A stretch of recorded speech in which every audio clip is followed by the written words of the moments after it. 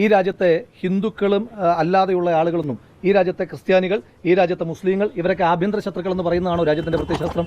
നിങ്ങൾ വെറുതെ ബ്രിട്ടീഷുകാർക്കെതിരായി സമരം ചെയ്ത പറയട്ടെ അല്ല സഹോദര അങ്ങേക്കൊരു കാര്യം, ശരി, ജനൻ ടിവിയുടെ റിപ്പോർട്ടർക്ക് ഞാനൊരു ചരിത്ര സംഭവം പറഞ്ഞുതരാം. അങ്ങ് ഈ ഹിറ്റ്ലർ എന്ന് കേട്ടിട്ടുണ്ടാവുമല്ലോ അല്ലേ? ഈ ഹിറ്റ്ലർ എന്ന് പറയുന്നയാൾ ജർമ്മനിയിൽ തെരഞ്ഞെടുപ്പിൽ ജയിച്ചിട്ടുള്ള ആൾ, പറയട്ടെ.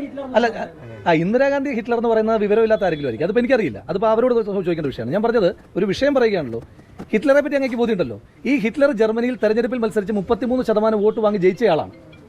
മനസ്സിലായില്ലേ? എന്ന് കരുതി ഹിറ്റ്ലർ ശരിയാണെന്ന് അങ്ങ് പറയൂ? അങ്ങെങ്കിലും പറയുമോ? അങ്ങ് പോലും പറയില്ലല്ലോ. ജനറൽ ടിവിയുടെ റിപ്പോർട്ടറായ അങ്ങ് പോലും ഹിറ്റ്ലർ ശരിയാണെന്ന് പറയാൻ കഴിയില്ല. അപ്പോൾ തെരഞ്ഞെടുപ്പിൽ ജയിക്കുന്നതെല്ലാം ശരിയാണ് എന്നുള്ള അഭിപ്രായമൊന്നുമില്ല.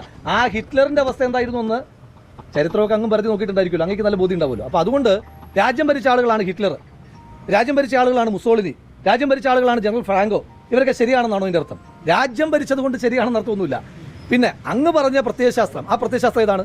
ഈ രാജ്യത്ത് ബ്രിട്ടീഷുകാർ രാജ്യത്തെ ചൂഷണം ചെയ്തപ്പോൾ, ഈ രാജ്യത്തെ മുച്ചൂട് മുടിച്ചപ്പോൾ നിങ്ങൾ ബ്രിട്ടീഷുകാർക്കെതിരെ വെറുതെ യുദ്ധം ചെയ്ത് സമയം കളയണ്ട, അത് ആ സമയം കൂടെ ആഭ്യന്തര ശത്രുക്കളായ മുസ്ലിങ്ങൾക്കും ക്രിസ്ത്യാനികൾക്കും എതിരെ നിങ്ങളുടെ ആരോഗ്യം ചെലവഴിക്കൂ, ഊർജ്ജം ചെലവഴിക്കൂ എന്ന് പറയുന്ന ഒരു പ്രത്യയശാസ്ത്രത്തെ അംഗീകരിക്കാൻ കഴിയില്ല.